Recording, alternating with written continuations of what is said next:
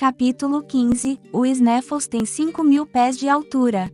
Com seu cone duplo, acaba uma faixa traquitica que se destaca do sistema orográfico da ilha.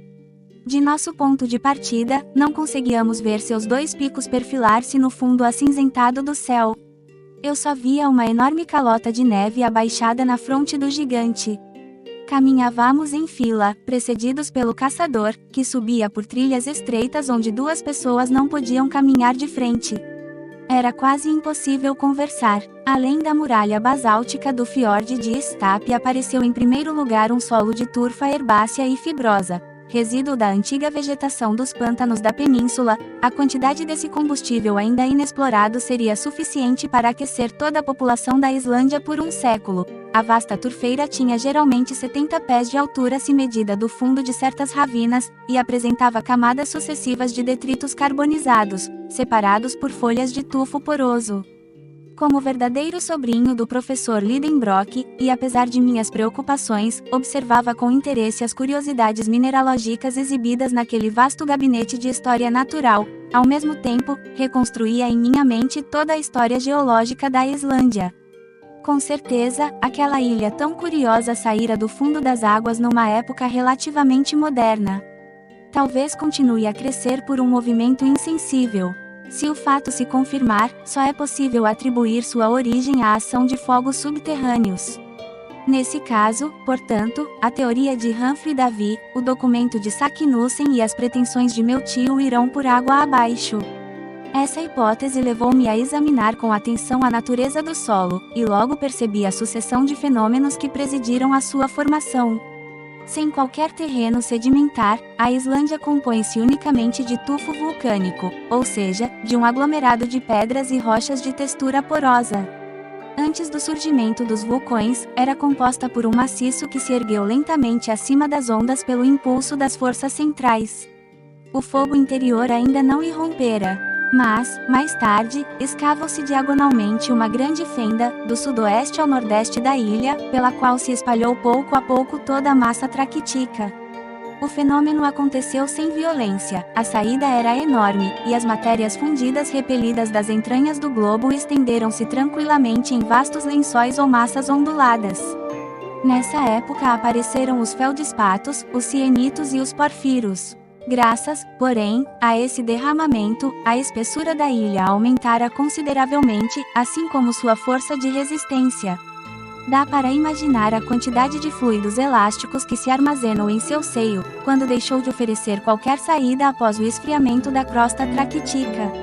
Chegou, portanto, um momento em que a potência mecânica desses gases foi tão grande que eles ergueram a crosta pesada e escavaram para si mesmos altas chaminés.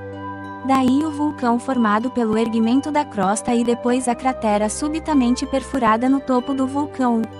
Então, os fenômenos eruptivos foram sucedidos por fenômenos vulcânicos. Pelas aberturas recém-formadas, escaparam, antes de mais nada, dejecções basálticas, seus maravilhosos espécimes recobriam a planície que atravessávamos naquele momento.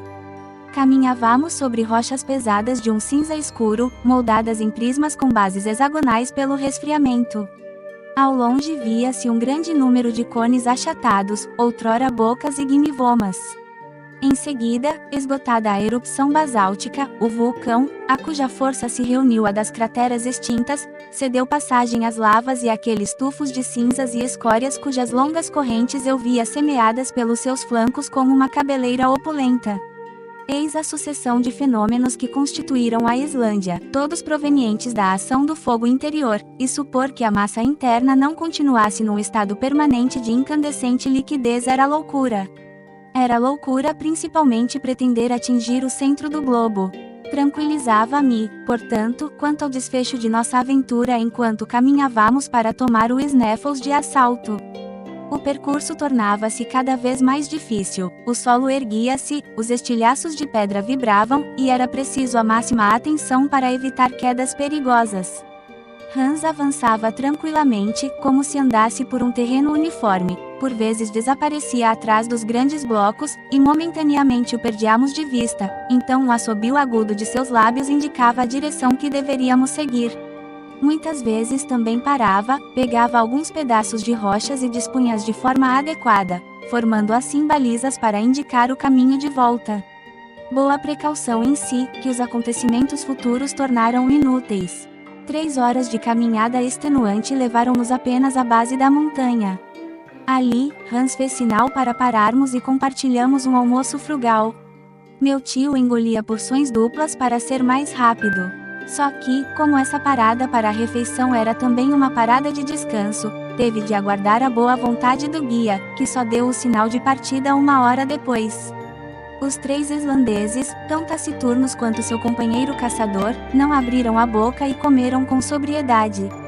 Começamos a escalar as encostas do Snaefellsnes.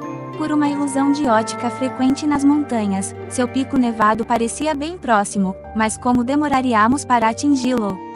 E, sobretudo, como seria cansativo! As pedras, soltas pela ausência de qualquer liame de terra ou de relva, resvalavam sob nossos pés e iam perder-se na planície com a rapidez de uma avalanche.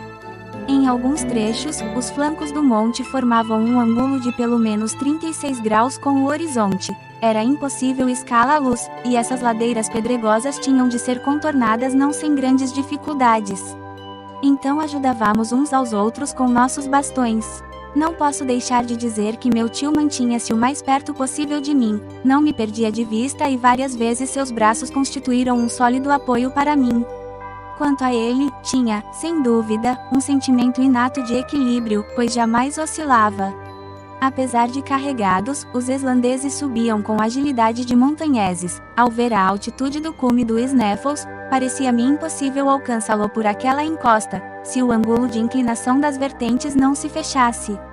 Felizmente, após 1 hora de cansaço e grandes esforços, apareceu inesperadamente, no meio do vasto tapete de neve desenvolvido na crosta do vulcão, uma espécie de escada que simplificou nossa ascensão. Era formada por uma daquelas torrentes de pedras lançadas pelas erupções, chamadas em islandês de Stinan. Se essa torrente não tivesse sido detida em sua queda pela disposição dos flancos da montanha, teria ido precipitar-se no mar e formar novas ilhas. Mas foi detida, e muito útil para nós. O declive das encostas aumentava, mas aqueles degraus de pedra permitiam que subíssemos com facilidade e até com rapidez, tanto que, tendo ficado por um momento para trás, enquanto meus companheiros continuavam a ascensão, já as via reduzidas, pela distância, a uma aparência microscópica. Às 7 da noite, tínhamos subido os 2000 degraus da escada e dominávamos um inchaço de montanha, espécie de base sobre a qual assentava o cone propriamente dito da cratera. O mar estendia-se a uma profundidade de 3.200 pés. Havíamos ultrapassado o limite das neves eternas, muito pouco elevadas na Islândia devido à umidade constante do clima. Fazia um frio intenso. O vento soprava com força. Eu estava exausto. O professor constatou que minhas pernas recusavam-se a servir-me e, apesar de sua impaciência, resolveu parar. Fez um sinal para o caçador, que sacudiu a cabeça, dizendo: "Ô Fanfor, parece que devemos alcançar um ponto mais elevado", disse meu tio. Depois perguntou a Hans a razão de sua resposta. "Mistur", respondeu o guia. "Já, Mistur", respondeu um dos islandeses, num tom bastante apavorado. "O que quer dizer isso?", perguntei, aflito. "Veja", mostrou-me meu tio. Olhei para a planície. Uma imensa coluna de pedra pomes pulverizada, areia e poeira erguia-se, girando como um tufão. O vento fazia com que se chocasse no flanco do Snaefellsnes, no qual estávamos pendurados. Essa cortina opaca estendida diante do sol produzia uma grande sombra que se projetava na montanha. Se a tromba se inclinasse, iria inevitavelmente abraçar-nos em seus turbilhões. O fenômeno, muito frequente quando o vento sopra das geleiras, chama-se mistur em islandês, astigt, astigt, gritava nosso guia. Mesmo sem saber dinamarquês, compreendi que deveríamos seguir Hans com toda a rapidez. O guia começou a dar a volta no cone da cratera, mas obliquamente, para facilitar a caminhada. Logo a tempestade abateu-se sobre a montanha, que tremeu com o choque. As pedras envolvidas pelo turbilhão de vento voaram em chuva, como numa erupção. Felizmente estávamos na vertente oposta, protegidos do perigo. Sem os cuidados do guia, nossos corpos despedaçados, reduzidos a pó, teriam caído longe, como os restos de algum meteoro desconhecido. Hans não achou prudente passarmos a noite nos flancos do cone. Continuamos nossa ascensão em zigue-zague. Levamos quase 5 horas para transpor os 1.500 pés que faltava subir. Os desvios e as contramarchas mediam pelo menos 3 léguas. Eu não aguentava mais, estava morrendo de fome e de frio. O ar, um tanto rarefeito, era insuficiente para meus pulmões. Finalmente, às 11 da noite, em plena escuridão, alcançamos o topo do Sneffels, e antes de abrigar-me dentro da cratera ainda consegui ver o sol da meia-noite, em seu nível mais baixo, projetando seus raios pálidos na ilha adormecida a meus pés. Logo a tempestade abateu-se sobre a montanha. Obrigado por assistir o vídeo. Se está gostando desse audiolivro, não esqueça de se inscrever no canal, deixar o gostei nesse vídeo e ativar o sininho para não perder os próximos capítulos. Também compartilhe com alguém que vai gostar dessa história. Clique aqui para escutar o próximo.